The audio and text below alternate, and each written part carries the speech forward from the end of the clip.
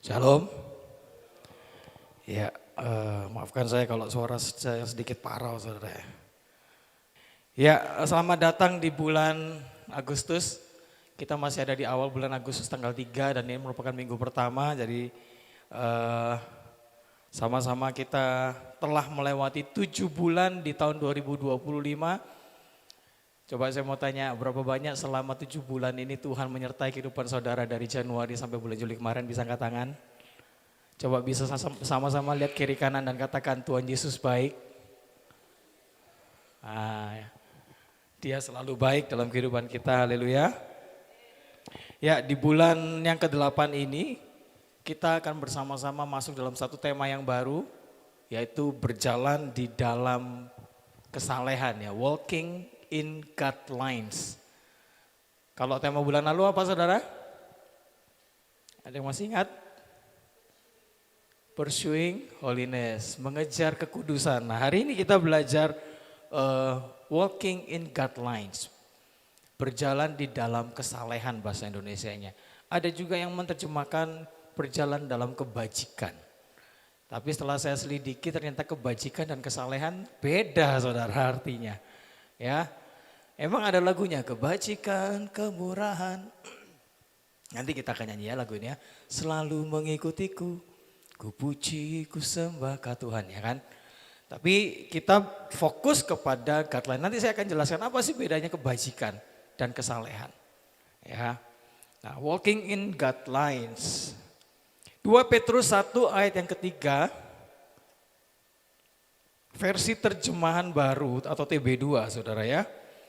Karena kuasa ilahinya telah menganugerahkan kepada kita segala sesuatu yang berguna untuk hidup yang saleh oleh pengenalan kita akan Dia yang telah memanggil kita oleh kemuliaan dan kuasanya. Akan saya bahas satu-satu, saudara ya.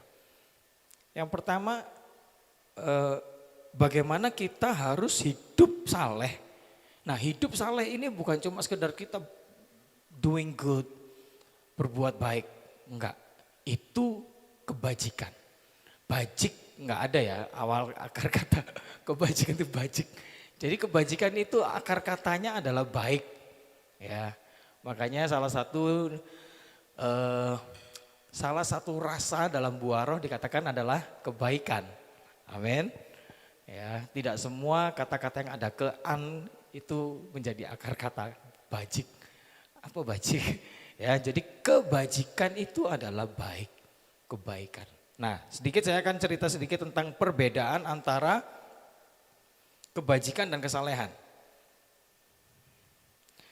Kalau kebajikan itu fokusnya adalah perbuatan baik kepada sesama. Nah, ini dia. Itu kebajikan, saudara. Sifatnya lebih umum dan sosial, tindakan moral. Buat kita umat Kristen atau orang Kristen, ada yang jauh lebih tinggi dari sekedar nilai moral, yaitu takut akan Tuhan. Amin.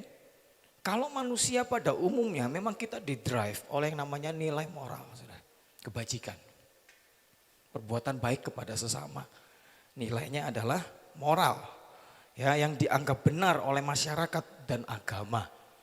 Itu moralitas. Contohnya apa? Kebajikan, menolong orang miskin. Bersikap jujur. Integriti kalau dari kita versi kerajaan Allah, saudara, itu berbeda dengan cuma sekedar integriti karena nilai moral. Makanya terjadi banyak fraud dalam perusahaan. Karena apa? Ya itu tadi dikatakan kejujuran yang cuma sekedar nilai moral, gak nyampe ke dalam. Ya, makanya kalau kita anak-anak Tuhan, apalagi kita mengatakan diri kita sebagai representative of Christ Kingdom. Ya, integriti ini bukan cuma sekedar menjadi nilai moral, tapi integriti ini menjadi satu nilai atau budaya yang mengubahkan hidup kita sehingga integriti itu lahir dari dalam. Ya, input dan outputnya kita maksudnya harus selaras, saudara. Kalau kita bilang inputnya kita Roh Kudus, outputnya kita pasti pribadi Kristus. Amin. Kalau inputnya kita bilang Roh Kudus, tapi outputnya rokok kudus, ini yang salah. Haleluya. Kita bilang kita anak Tuhan tapi outputnya anak hantu. Kita inputnya bener, istilahnya inputnya wah kita apa dibilang itu, tapi outputnya beda saudara. Nah itu kita nggak bisa, makanya gini, kalau kita mau roh Tuhan atau Bapa yang adalah sumber dari segala sesuatu mencurahkan kuasanya besar-besaran dalam kehidupan kita, ya kan ada ayat kan, doa orang benar besar kuasanya. Artinya kan kita harus jadi orang benar dulu, baru doa kita itu besar kuasanya. Menjadi orang benar itu apa? Input dan output yang selaras. Baru doa kita besar kuasanya. Amin. Doa kita besar kuasanya itu karena apa? Karena Bapa yang menjadikannya. Bukan karena usaha kita, bukan karena kita doa dengan suara yang nyaring lalu jadi, enggak saudara. Ya. Input dan output harus selaras. Kalau enggak nanti kita akan main-main. Main-main dengan apa? Main-main dengan pengurapan. Roh Kudus penuhi, tapi outputnya keliru semua saudara. Lalu kita mengatasnamakan, wah Roh Kudus bekerja, Roh Kudus menjamah. Tapi semuanya demi kepentingan pribadi. Ya. Demi fame, ketenaran, supaya dikenal. Wah Roh Kudus memakai saya, Roh Kudus menjamah saya. Ada transfer spirit gitu ya. Macam-macam lah saudara ya. Hari-hari ini banyak yang seperti itu. Tapi tujuannya bukan untuk memuliakan Tuhan, tapi untuk memuliakan dirinya. Akar kata dalam bahasa Indonesia dari kata kebajikan itu adalah baik, bukan bajik ya, baik. Menunjukkan kualitas moral yang luhur. Nah kalau kesalehan atau dikatakan sebagai guidelines, kalau kebajikan itu masih dibilang virtue atau goodness. Ya kalau kesalehan atau guidelines itu fokusnya kepada relasi dan sikap hubungan kita kepada Tuhan. Beda ya.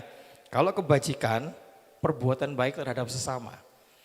Tapi kalau kesalehan fokusnya adalah relasi atau hubungan kita dengan Tuhan. Makanya dikatakan guidelines. Kesalehan sifatnya lebih rohani dan internal. Kesalehan ini menunjukkan sikap takut akan Tuhan, hormat akan Tuhan, dan hidup yang menyenangkan hati Tuhan. Itu intinya kesalehan. Ya. Contoh misalnya apa? Rajin berdoa, rajin beribadah, hidup di dalam atau tema bulan lalu mengejar kekudusan, hidup dalam kekudusan saudara. Ini adalah contoh-contoh kesalehan. Karena kita punya hubungan dengan Tuhan sehingga kita melakukan itu.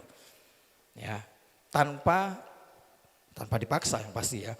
Taat kepada firman Tuhan, apalagi menjauhi atau say no to sin and say yes to the truth. Berkata tidak kepada dosa dan berkata ya kepada kebenaran. Karena takut akan Tuhan, bukan karena wah nanti aku kalau nggak lakukan gini usahaku bangkrut. Wah nanti aku kalau nggak begini nanti aku galau sepanjang hari. Gitu. Bukan itu ya. Tapi kita justru melakukan ini semua karena kita punya hubungan dengan Tuhan. Amin. Nah kalau kesalehan dia punya akar kata yaitu saleh. Bukan nama orang ya Bang Saleh, bukan itu.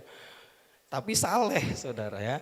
Menunjukkan kehidupan yang mencerminkan karakter Allah. Kata saleh yaitu menunjukkan kehidupan yang mencerminkan karakter Allah. Keserupaan akan Kristus. Saya dan seluruh para pembicara yang ada di tempat ini gak akan pernah bosan-bosan untuk menyampaikan kepada saudara tentang keserupaan akan Kristus. Orang yang mau berjalan serupa dengan Kristus ya adalah orang-orang yang pasti akan Tuhan pakai dalam hidupnya. Amin. Nah, saya nggak ada ini saudara. Minggu lalu, bukan minggu lalu kapan ya? 2 minggu lalu kami ngobrol-ngobrol dengan Papa Rohani kami gitu kan. Saya bilang gini, Sam, coba kamu gini kan banyak orang Kristen tuh pengen dipakai sama Tuhan, tapi nggak mau hidup serupa dengan Kristus. Mau dipakai Tuhan, mau jadi berkat di mana-mana, tapi nggak mau serupa Kristus. Tuh, maksudnya gimana Pak? Ya coba gini, ada ilustrasi. Sarung tangan. Ya. Kristus itu adalah tangan. Kita ini sarung tangan. Sekali lagi, Kristus adalah tangannya. Ya. Kita ini sarung tangannya, Saudara. Ya. Kalau kita memakai sarung tangan itu, maka sarung tangan itu akan menjadi serupa dengan tangan ini, betul? Bisa digunakan, bisa dipakai. Tapi kalau sarung tangannya keras dari batu, dari besi, kira-kira saudara bisa dipakai enggak? Boro-boro saudara mau gini, jangan-jangan tangan kita yang luka, gitu ya. Enggak bisa dipakai. Artinya gini saudara, kalau kita mau menjadi, kalau kita mau dipakai Tuhan luar biasa, ya. Kita harus hidup dalam keserupaan akan Kristus supaya Tuhan bisa pakai hidup kita. Amin. Seperti sarung tangan itu, lembut, ya kan? Mau sarung tangan buat tukang kah? Sarung tangan buat rumah sakit lah, sarung tangan apalagi? Buat bikin kue lah, sarung tangan buat apa lagi saudara? Buat kerja di dapur, sarung tangan buat bersih-bersih WC, itu pasti semua lembut, betul? Bisa mengikuti gerakan tangan penggunanya. Enggak ada sarung tangan yang kayak besi. Enggak bisa saudara. Ya, jadi kalau kita mau dipakai Tuhan, kita harus menjadi sarung tangan yang lembut itu. Artinya apa? Kita harus menjadi serupa dengan si tangan ini. Supaya bisa dipakai Tuhan. Lembut hati. Saleh yang tadi dibilang apa? Menunjukkan sikap yang taat pada firman Tuhan. Punya ketaatan saudara. Pak Franky Utana salah satu penatua kita pernah bilang gini. Orang yang tunduk belum tentu taat dan belum tentu setia. Dia cuma tunduk. Takut sama bosnya. Lakukan ini ya, kalau enggak tak pecat kowe. Nah, dia tunduk. Tapi belum tentu taat dan setia saudara. Lakukan tapi ngedumel. Bahkan terkadang apa yang diperintahkan nggak dilakukan juga. Ya itu tunduk. Orang yang taat pasti tunduk tapi belum tentu setia. Tapi orang yang setia dia pasti taat dan pasti tunduk. Nah ini permainan kata saudara. Tapi betul setelah saya renungan, iya betul juga ya. Kalau orang setia dia pasti taat dan pasti tunduk. Punya ketaatan dan punya penundukan diri itu maksudnya saudara. Itu orang yang setia. Sama seperti Yesus, dia setia. Amin. Nah itu bedanya antara kebajikan dan kesalehan. Jadi kebajikan fokus kepada perbuatan baik terhadap sesama. Kesalehan fokus kepada relasi dan sikap kita atau hubungan kita kepada Tuhan. Nah dua-duanya ini penting saudara ya. Kebajikan bagaimana kita hidup terhadap sesama dan itu digerakkan oleh aspek moral dan etika saudara. Tapi kalau kesalehan bagaimana kita hidup di hadapan Tuhan. Digerakkan oleh apa? Aspek rohani dan persekutuan atau hubungan kita dengan Tuhan. Keduanya nggak bisa dipisahkan antara kesalehan dan kebajikan. Kebajikan saudara. Nggak bisa dipisahkan sebetulnya gitu ya. Tapi kesalehan adalah fondasi dari kebajikan sejati. Amin. Nah ayo kita kembali ke laptop. Nah kesalehan itu bukan cuma sekedar atribut. Ya. Tetapi kesalehan itu dikatakan panggilan hidup setiap orang percaya. Namun kadang-kadang kita merasa, wah apa ya. Kayaknya hidup saleh itu sesuatu hal yang susah di tengah godaan di tengah dunia yang penuh dengan godaan, penuh dengan tekanan, penuh dengan kompromi. Ya karena memang Roma 12 ayat 2 mengatakan bagaimana dunia akan berusaha menarik kita supaya kita menjadi serupa dengan dunia ini. Nah oleh karena itu kita mau belajar bersama-sama tentang bagaimana kita berjalan di dalam kesalehan. Nah, menurut 2 Petrus 1 ayat 3 tadi Bapak Ibu Saudara, bahwa kesalehan itu adalah hasil kuasa ilahi Tuhan. Divine power, divine authority dari Tuhan yang diberikan kepada kita umatnya. Jadi kesalehan itu bukan hasil usaha.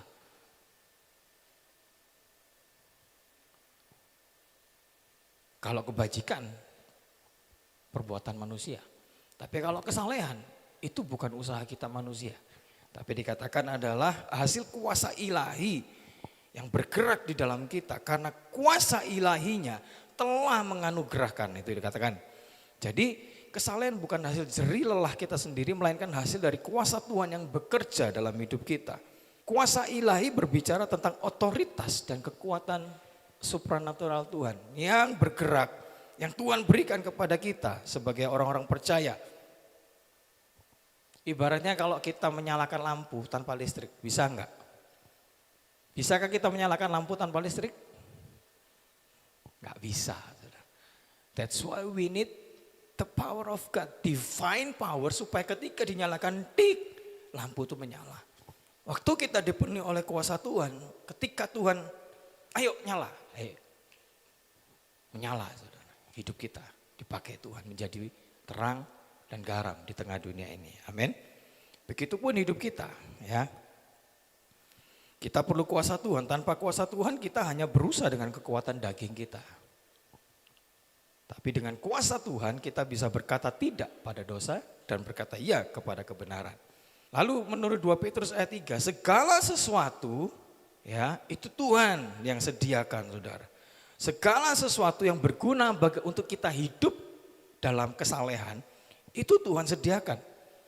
Apa segala sesuatu itu? Firman Tuhan. Setiap minggu, setiap hari kalau saudara baca Alkitab, firman Tuhan menjadi penuntun. Kalau saudara lihat di grup dari GBI Rock Summit, setiap hari ada renungan-renungan yang dibagikan. Tuhan menyediakan segala sesuatu bagi kita untuk kita belajar firman Tuhan.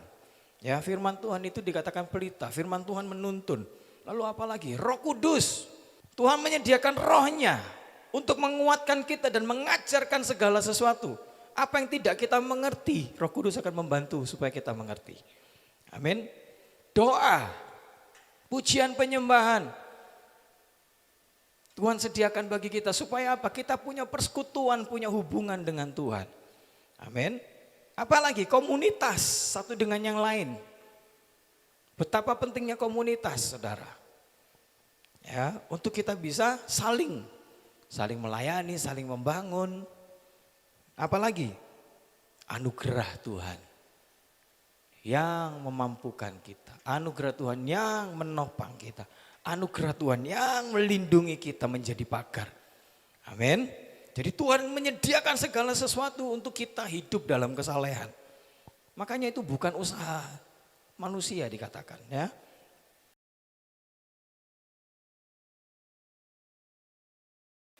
Kemudian dikatakan dalam 2 Petrus 1 ayat 3 tadi bahwa kesalehan adalah bagian dari panggilan mulia. Bagian yang terakhir, yang telah memanggil kita oleh kemuliaan kuasanya dan kuasanya. Oleh karena itu ternyata hidup saleh merupakan panggilan mulia Tuhan bagi kita. Hidup dalam kesalehan adalah buah dari hubungan pribadi dengan Tuhan. Sekali lagi, hidup dalam kesalehan adalah buah dari hubungan pribadi kita dengan Tuhan.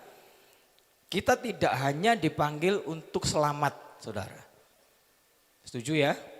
Memang, waktu kita mengaku Tuhan Yesus sebagai Tuhan Yesus, kita pasti selamat. Ya, tapi Tuhan gak cukup untuk cuma sekedar menyelamatkan kita umatnya. Tapi Tuhan mau bagaimana hidup kita juga mencerminkan kemuliaan Tuhan dan karakternya, pribadinya. Makanya Tuhan mau kita itu serupa dan segambar dengan Dia yang tadi tuh.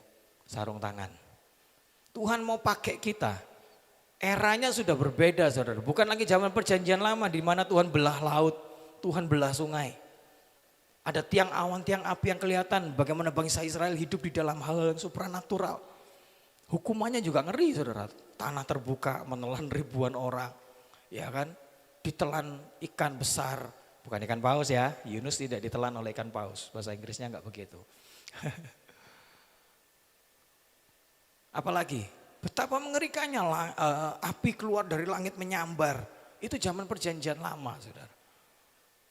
Tapi di hari-hari ini Tuhan akan memakai umatnya, saudara dan saya. Untuk Tuhan pakai. Untuk apa? Mencerminkan pribadinya, karakternya. Menyatakan kuasanya di tengah dunia. Tanda-tandanya kamu menyertai setiap orang percaya, Markus pasal yang terakhir. Dia akan menumpangkan tangan atas orang sakit dan orang itu akan sembuh. Itu buat siapa? Buat pendeta? Enggak. Siapa orang percaya? Bisa angkat tangan? Berapa banyak orang percaya di tempat ini? Amin. Berarti saudara dan saya semua bisa tumpang tangan atas orang sakit. Tuhan akan pakai dan menyembuhkan. Bukan cuma 1-2 orang aja. Ya, tapi emang ada karunia-karunia khusus yang memang diberikan, saudara. Tapi Tuhan memberikan kuasa yang sama, roh yang sama kepada kita. Ya, apalagi usir setan. Bahkan dikatakan kalau engkau minum racun maut kau tidak akan mati, tapi jangan disengaja. Kalau kita sengaja minum racun maut, mati beneran, saudara. Apalagi dikatakan, membangkitkan orang mati bisa? Bisa. Ada beberapa kejadian di mana orang mati bangkit kok. Jadi Tuhan memberikan kuasanya, yang penting bagaimana kita mau. Semua karena anugerahnya diberikannya bagi kita. Semua anugerahnya bagi kita bila kita dipakainya. Itu anugerah Tuhan yang memampukan kita untuk Tuhan pakai, saudara. Ini. Bagian kita adalah cuma melembutkan hati. Cuma bilang ya Tuhan aku mau. Sama seperti Nabi Yesaya. Dia bilang apa? Ini aku Tuhan. Pakai aku. Ini aku Tuhan. Utuslah dia. Salah ya. Ini aku Tuhan. Utuslah aku. Kata-kata itu banyak, saudara. Ini aku Tuhan. Pakai aku. If you can use anything Lord, you can use me. Jadi kalau seseorang itu punya hidup, punya pengenalan akan Tuhan, ya. Jika seseorang itu hidup dalam kesalehan karena pengenalan akan Tuhan, maka pasti hidupnya akan menjadi berkat bagi banyak orang. Kebajikan baru akan dinyatakan. Nah, ada satu ayat, saudara, masih dalam lingkaran 2 Petrus, pasal yang pertama. Coba multimedia bisa bantu saya. 2 Petrus 1 ayat yang ke-5 sampai yang ke-7. Kita akan baca sama-sama ayat ini, saudara. Saya baca aja, saudara. Justru karena itu kamu harus dengan sungguh-sungguh berusaha. Sekali lagi, bersungguh-sungguh berusaha untuk menambahkan kepadamu, untuk menambahkan kepada imanmu kebajikan. Ayat ini berbicara seperti tangga rohani, saudara. Ya, kepada iman, kebajikan. Dan kepada kebajikan, pengetahuan. Iman, kebajikan. Ya, iman tanpa perbuatan pada hakikatnya adalah mati. Iman harus didasari dengan perbuatan. Ya, kebajikan pengetahuan. Pengetahuan kita datangnya dari mana? Takut akan Tuhan. Dan kepada pengetahuan, penguasaan diri. Kalau kita punya pengetahuan gak ada penguasaan diri, nanti kita jadi sok tahu. Kita jadi sombong. Amin. Lalu apa lagi? Kepada penguasaan diri, ketekunan. Orang yang bisa menguasai diri pasti tekun. Dan kepada ketekunan, kesalehan. Baru kita masuk ke kesalehan. Terus, dan kepada kesalehan kasih akan saudara-saudara.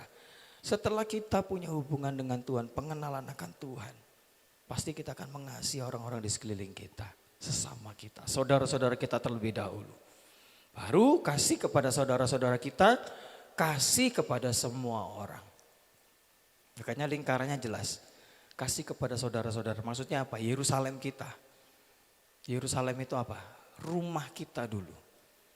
Apakah kita punya kasih dalam rumah kita? Adakah kasih dalam rumah kita? Atau ada percekcokan? Atau ada kekerasan bahkan dalam rumah kita? Nah itu kita sendiri yang tahu. Saudara. Ya, Jadi ini merupakan tingkat atau tangga rohani. Iman, kebajikan. Kebajikan, pengetahuan. Pengetahuan, penguasaan diri, ketekunan. Ketekunan, kesalehan. Kepada kesalehan baru kasih kepada saudara. Kasih kepada saudara ningkat lagi. Kasih kepada semua orang. Amin.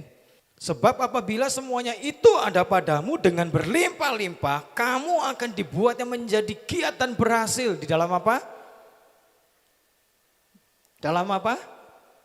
Pengenalanmu akan Yesus, bukan dalam bisnis dan usaha kita, saudara.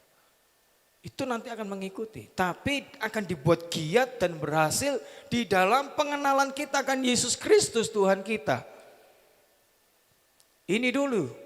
Baru ayat selanjutnya, tetapi barang siapa tidak memiliki semuanya itu, gak ada iman, gak ada kebajikan, gak ada pengetahuan, gak ada ketekunan, gak ada penguasaan diri, gak ada ketekunan, gak ada kesalehan, saudara. Gak ada kasih, dikatakan apa? Ia menjadi buta dan picik. Karena ia lupa bahwa dosa-dosanya yang dahulu telah dihapuskan. Fokusnya kepada diri sendiri, saudara. Everything is about me. Semuanya untukku semua. Ya. Menjadi picik, menjadi buta, ya nggak bisa lagi lihat situasi, nggak bisa lagi lihat orang lain. Nggak bisa lagi lihat saudaranya, nggak bisa lagi lihat keluarganya, saudara. Ya, lupa semuanya. Ayat yang ke-10. Karena itu saudara-saudaraku, berusahalah sungguh-sungguh, 2 kali diucapkan. Berusahalah sungguh-sungguh supaya panggilan dan pilihanmu makin teguh. Sebab jikalau kamu melakukannya, kamu tidak akan pernah tersandung. Amin. Firman Tuhan pagi hari ini mengajarkan bagaimana kita berjalan dalam kesalehan. Bapak saudara, bahwa itu adalah bukan usaha manusia, tetapi bagaimana kuasa ilahi Tuhan memenuhi kita, memampukan kita untuk kita bisa berjalan di dalam kesalehan. Untuk kita bisa berjalan di dalam pengenalan akan Tuhan. Untuk kita bisa berjalan bagaimana kita mau apapun lah kesalahan di dalamnya taat akan Tuhan. Rajin beribadah. Ya, hormat akan Tuhan. Dalam setiap kehidupan kita. Itu karena kuasa Tuhan yang memampukan kita. Jadi mari kita persiapkan hati kita, saudara. Untuk kita membiarkan Tuhan. Enak nyanyi, suka-sukamu Tuhan, enak enggak pakai goyangan musiknya dangdutan gitu ya. Suka-sukamu Tuhan, suka-sukamu Tuhan. Padahal ini satu ungkapan kalimat kata-kata yang wah saudara enggak main-main saudara. Bagaimana kita membiarkan suka-sukanya Tuhan memakai hidup kita. Suka-sukanya Tuhan memproses hidup kita. Suka-sukanya Tuhan saudara. Supaya kita bisa dipakainya. Ya, sarung tangan kalau bolong, ya mungkin Tuhan jahit. Ya kan, bagaimana Tuhan akan memakai kita untuk mencerminkan pribadinya. Bagaimana Tuhan akan memakai kita supaya kehidupan kita mencerminkan karakternya. Menjadi terang di dunia yang gelap. Menjadi garam di dunia yang tawar ini.